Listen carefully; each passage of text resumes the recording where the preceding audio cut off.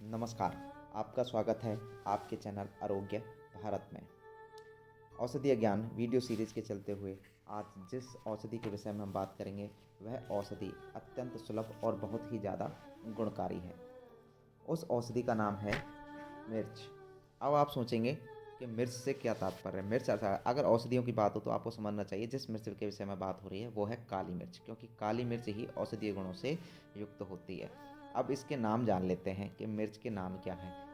इसका नाम है मरीच, वेलच, कृष्ण, उष्ण और धर्मपतन। ये मिर्च के संस्कृत नाम हैं। अच्छा, इस मिर्च के गुण क्या हैं? ये कटुरस युक्त, तीक्ष्ण, अग्निदीपक, कफ तथा वायु को दूर करने वाली, उष्ण वीर्य, पित्तकारक और रुक्ष है काली मिर्ची जो है, एवं श्वास शूल कृमि रोग को नष्ट करने वाली होती है। यदि यही ताजी आर्द्र हो तो पाक मधुर रस युक्त, थोड़ा उष्णवीर कटुरस, पाक में गुरु, थोड़ा तीक्ष्ण गुण से युक्त, कफ को गिराने वाला और थोड़ा पित्तकारक होता है अगर ताज़ा हो तो। ठीक है, अब हम काली मिर्ची के पहले उत्पत्ति के विषय में जान लेते हैं कि इसकी उत्पत्ति कैसे हुई। देखिए, जब समुद्र मंथन हुआ था, समुद्र मंथन में जब भगवान धन्वंतरि पैदा हुए तो बहुत सारे ऋषि मुनि और देवताओं के कहने पर उन्होंने कहा कि कुछ कोई एक ऐसी औषधि के बारे में हमें बताइए, ऐसी औषधि का हमें ज्ञान दीजिए जिस एक औषधि से सारे रोगों का हरण हो सके। मतलब जो रोग किसी और औषधि से ना जा रहा हो वो औषधि उस रोग में भी उपयोगी हो और सारे रोगों में उपयोगी एक ही औषधि के दिए। तो अब धन्वंतरि जी ने क्या किया, अपने हाथ को ऐसे मलते हुए एक बीज बनाया और उसको देवताओं के लिए दिया और उसको बोला कि इसका प्रयोग सारे रोगों में होता है और सारे रोगों को हरने वाली होती है और तीनों जो दोष होते हैं उनको समन करने वाली होती है ये। तो ये काली मिर्ची की उत्पत्ति किससे कैसे हुई? धन्वंतरि जी ने इसको पैदा किया। ठीक है ना, कि इससे इस रोगों का समन होगा। फिर उन्होंने पूछा अगर इससे भी किसी रोग का समन ना हो तो उन्होंने बताया कि फिर भगवान के नाम जप से ही उस रोग का समन होगा और उन्होंने एक मंत्र भी बताया। इसी अगली वीडियो में उस मंत्र के विषय में भी आपको बताने का प्रयास करेंगे। अब ये मिर्च पाई किन किन स्थानों पर जाती है भारत देश में वो हम देख लेते हैं। देखिए, दक्षिण कोंकण, आसाम, मालवार, माल्या और श्याम इसकी उत्पत्ति का स्थान है।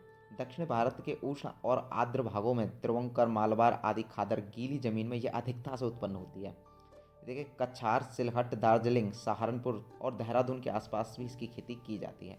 वर्षा ऋतु में इसकी लता को पान के बेल के समान छोटे छोटे टुकड़े कर बड़े बड़े वृक्षों की जड़ में गाड़ देते हैं। ये लता रूप से बढ़कर वृक्षों का सहारा पाने से उनके ऊपर चढ़ जाती है, यानी कि पेड़ों के सहारे ऊपर चढ़ जाती है। पत्ते जो होते हैं ना उसके 3.5 सेंटीमीटर से और ये आपके 11-12 सेंटीमीटर तक लंबे होते हैं। ठीक है, तथा 5 सेंटीमीटर से और आपके 11-12 सेंटीमीटर तक इस तरीके से चौड़े, गोलाकार, नुकीले होते हैं तथा पान के पत्तों के आकार के होते हैं। अब इसके फल जो होते हैं ना वो गुच्छे में लगते हैं। काली मिर्ची के फल जो होते हैं ना वो गुच्छे में लगते हैं। कच्ची अवस्था में फल बिल्कुल हरे होते हैं। उस अवस्था में चरपराहट इनमें जो होती है ना वो कम होती है, मतलब कम तीखे होते हैं। जब पकने पर आते हैं तब इनका रंग नारंगी कलर के एवं लाल होने लगता है, थोड़ा थोड़ा नारंगी और लाल होने लगता है। उसी समय तोड़कर सुखा लेते हैं। सूखने पर काले रंग के हो जाते हैं। अब काली मिर्च तो आपने देखी होगी तो सूखने पर वो काली रंग की होती है, इसलिए तो उसे काली मिर्ची बोलते हैं। और पूरे पक जाने पर तोड़ने से इसका चरपराहट भी कम होता है। जब ये पूरे पक जाते हैं तब इनको तोड़ा जाता है, इनका चरपराहट बहुत कम होता है। पूर्व की अपेक्षा दक्षिणी मिर्च अधिक गुणकारक है, यानी कि नॉर्थ ईस्ट के साइड जैसे आसाम में और उधर जब जो मिर्च पैदा होती है उसके अपेक्षा जो दक्षिण में, साउथ में, जैसे कि केरला हो गया, कर्नाटका हो गया, उधर जो मिर्च पाई जाती है वो ज़्यादा गुणकारक है, ऐसा माना जाता है। दक्षिणी मिर्च ऊपर से भूरी तथा भीतर से हरियाली युक्त सफ़ेद होती है। यह अधिक तीक्ष्ण होती है, दक्षिण की जो मिर्च होती है। पूर्वी मिर्च ऊपर से अधिक काली और भीतर से सफ़ेद होती है। अधिक पके फलों को जब वे पीले हो जाते हैं, जैसे अधिक पके जो फल हैं जब वो पीले हो जाते हैं तब तोड़कर पानी में फुलाकर उसके छिलके दूर करके सुखा लेते हैं, फिर उसको पीसते हैं ना, उसी को सफ़ेद मिर्च कहते हैं। बहुत से लोग नहीं जानते हैं सफ़ेद मिर्च क्या कहते हैं। उसके फल होते हैं ना, जब वो पक जाते हैं, पकने का उनको तोड़ लेते हैं, तोड़ के पानी में फुला लेते हैं, फिर उनके छिलकों को उनको हटाकर और फिर उनको सुखाकर पीस लेते हैं, वो सफ़ेद मिर्च हो जाती है। उसका काला जो छिलका है वो ऊपर से हट जाता है। मिर्ची के ऊपरी छिलके में कटु द्रव्य रहता है, कड़वा कड़वा रस रहता है उसमें, इसलिए सफ़ेद मिर्च कम कटु रहती है। सफ़ेद मिर्च होती है बहुत कम कड़वी होती है। सफ़ेद मिर्च को सफ़ेद मिर्च को मैं सादा मिर्च, पाण मिरे, गोला मरी, विलेई, मेणसी में मिलाओ कहते हैं। अब काली मिर्च के रासायनिक संगठन की बात कर लेते हैं। इसमें उड़नशील, जल में ना घुलने वाला पाइपरिन नामक एक रवेदार क्षारब। देखिए, जल में कभी भी काली मिर्ची घुल नहीं सकती, आप कभी घुलने का प्रयास करें तो जल में नहीं घुलती। क्षारब ये आपका 5 से 9% के अंदर होता है और पाइपरिडीन 5% होता है। चीवीशीन नामक कटराल एक अन्य हरे रंग की कटोराल 6% उड़नशील तेल 1 से 2.5% और ये स्टार्च जो होता है उसमें 30% होता है। इथर में घुलनशील ना उड़ने वाला पदार्थ 6%, प्रोटेट आपका 8% तथा लिग्निन गोंद आदि अन्य कुछ द्रव्य इसके अंदर पाए जाते हैं। अब इसके गुण और प्रयोग के बारे में बात कर लेते हैं। मिर्च के गुण और प्रयोग क्या है। मिर्ची का प्रयोग अनेक योगों में किया जाता है, मतलब अनेक औषधियों के साथ मिलाकर इसका एक योग बनाया तो उसमें किया जाता है। यह सुगंधित होती है, उत्तेजक होती है, पाचक होती है, अग्निदीपक होती है, रुचिकर होती है, शुद्धेकर होती है, कफग्न एवं कृमिहर होती है। इसका उत्तेजक प्रभाव आंत्र एवं मूत्र स्थान की श्लेष्म कला पर पड़ता है। इसके सेवन से मूत्र की मात्रा बढ़ती है, मतलब आपको मूत्र ज़्यादा मात्रा में आएगा, बार बार आए। इसका उपयोग पुराने सुजाक में भी किया जाता है, सुजाक जो रोग है उसमें भी किया जाता है। इसके सेवन से आमसायिक रस की वृद्धि होती है और पाचन की क्रिया सुधरती है। घृत घृत के पाचन में यह विशेष उपयोगी है।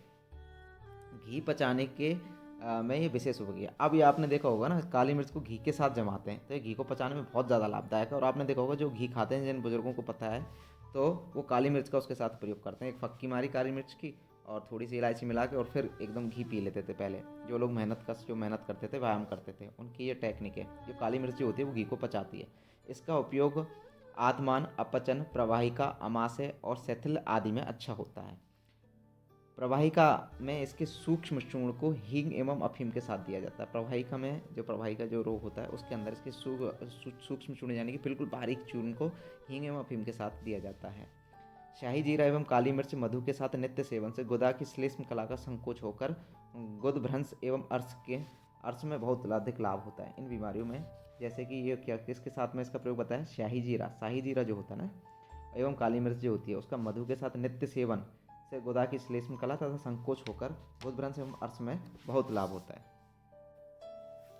अब इसके पाइपरिन नामक क्षार के ज्वरग्न गुण के कारण इसका उपयोग मलेरिया में क्विनिन, जो उसकी जो मलेरिया की जो दवा होती है ना, क्वान जो क्या बोलते हैं उसको, क्विनिन बोलते हैं, उसके साथ अधिक प्रभावकारी है।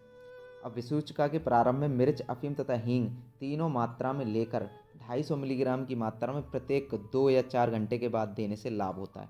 देखिए, अब खांसी में मधु एवं घृत के साथ देने से लाभ होता है, या घी के साथ या शहद के साथ दीजिए, खांसी में बहुत ज़्यादा लाभ है। पुराने जुकाम में इसको गुड़ एवं दही के साथ सेवन करना चाहिए। देखिए, दही में काली मिर्च डाल के और या गुड़ के साथ में इसका प्रयोग करो, पुराना जो जुकाम होता है वो बिल्कुल ठीक हो जाता है।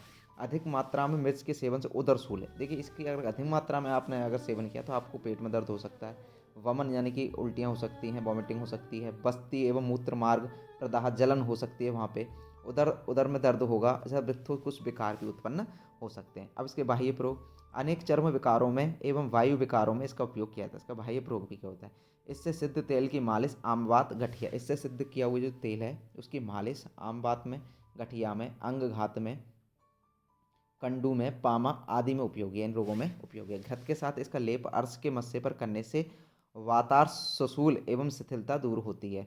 फोड़े फुंसियों की आम अवस्था में उनको बैठाने के लिए उन पर इसको पीस कर लगा दो, और जो फोड़े फुंसी हैं वो वैसे ही बैठ जाएंगे।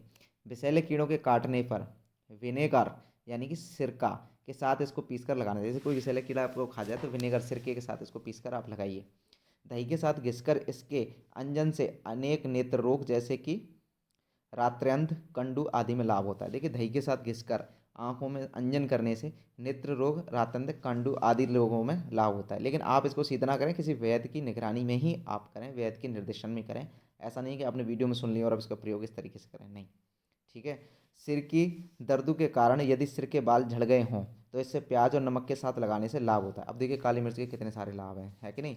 अब इसी प्रकार इसका लेप सिरसूल में भी बहुत ज़्यादा उपयोगी है। इसके क्वाथ से कुल्ला करने से दंतसूल, इसका एक काढ़ा बना लीजिए, उसका कुल्ला कीजिए, ठीक है, तो उससे क्या होता है, दंतसूल या दांतों का दर्द भी ठीक होता है। एवं बढ़ी हुई उपजिह्वा में भी लाभ होता है। इसके दंत मंजनों में भी व्यवहार होता है, इसका दंत मंजनों में भी बहुत ज़्यादा व्यवहार होता है। अब इसकी मात्रा कितनी लेनी चाहिए, देखिए 250 से 500 मिलीग्राम, समझ गए आप, 250 से 500 मिलीग्राम इसकी मात्रा आप ले सकते हैं चूर्ण की। अब बात करते हैं श्वेत मिर्च की। देखिए, काली मिर्च ही श्वेत मिर्च है। होता क्या है, काली मिर्च के फल जब बहुत ज़्यादा पक जाते हैं, काली मिर्च जब बेल पे लगी हुई बहुत ज़्यादा पक जाती है, उसको पानी में डालकर और जब वो छिलके फूल जाते हैं उनके काले छिलके हटाकर उसको पीस लेते हैं, तो वही सफ़ेद मिर्च होती है। अब इसके गुण के बारे में बात कर लेते हैं, होती क्या है। होती कैसी है। देखिए काली मिर्च के समान ही गुण वाली होती है, क्योंकि है तो काली मिर्च ही, छिलका ही तो हटाया, लेकिन उससे कुछ हीन गुण की होती है। हीन गुण की अर्थात जो छिलके में जो गुण थे वो उसके अलग हो गए, तो इसलिए थोड़े गुण इसके कम होते हैं। इसका एक विशेष प्रयोग श्लीपद में शोथ के साथ बार बार ज्वर के आक्रमण को रोकने के लिए किया जाता है। जैसे बार बार जिनको बुखार जो आता है ना श्लीपद में शोथ के साथ, तो इसको बार बार जो आक्रमण होता है, ज्वर बार बार आ गया बार बार आ गया, उसको रोकने के लिए किया जाता है। बचनाक का 1 भाग और सफ़ेद मिर्ची 25 भाग दूध में भिगोया जाता है और रोज़ दूध बदल दिया जाता है। इस प्रकार 3 दिन करने से 3 दिन करने के बाद ना आदि के रस में घोट कर, आदि यानी कि अदरक के रस में घोट कर 125 मिलीग्राम की गोली बनाई जाती है और इसकी एक गोली दिन में 3 बार दी जाती है। यह तो रही काली मिर्च जो होती है उसके बारे में संक्षिप्त जानकारी। तो ये आप ही का चैनल, इसको ज़्यादातर शेयर करें, सब्सक्राइब करें व दूसरों से भी कराएं, ताकि ऐसी ही आसानी से सुलभ होने वाली औषधियों के विषय में लोगों को संपूर्ण जानकारी मिल सके तथा वो उसका पूर्ण लाभ ले सकें। अब किसी प्रकार का औषधि संबंधी कोई आपका प्रश्न है आयुर्वेदिक संबंधी, तो कमेंट सेक्शन में ज़रूर लिखें, उसका उत्तर ज़रूर दिया जाएगा। तथा कोई अगर ऐसा कोई विषय है तो उसके ऊपर हम आयुर्वेद से संबंधित अगर कोई विषय है तो उसके ऊपर वीडियो बनाने का सजेशन अगर आप देंगे तो उसके ऊपर वीडियो भी हम बनाएंगे तथा उसके ऊपर जानकारी भी हम आपके पास लेके आएंगे। तो इस चैनल को ज़्यादा शेयर करें, सब्सक्राइब करें व दूसरों से कराएं। नमस्कार, फिर मिलते हैं अगली वीडियो में।